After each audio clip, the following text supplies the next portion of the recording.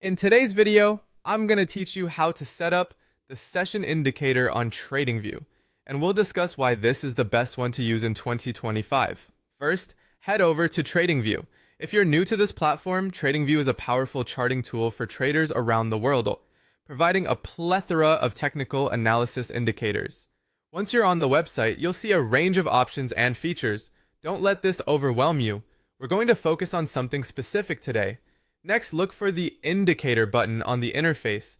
This is typically located at the top of the chart area. Click on this button to open up the Indicator window. This is where you can access a wide array of indicators, each designed to analyze different aspects of your chosen market. With so many options available, it can be easy to get lost. But don't worry, we're here to guide you through.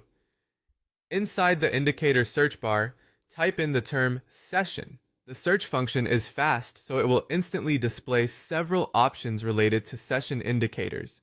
These indicators are essential for tracking specific trading sessions across different markets, which can greatly impact your trading strategy. Once you see the list of session indicators, choose the one that suits your needs. There are various versions, so take a moment to understand which session aligns with your trading goals. Whether you're focusing on New York, London, Tokyo, or Sydney sessions.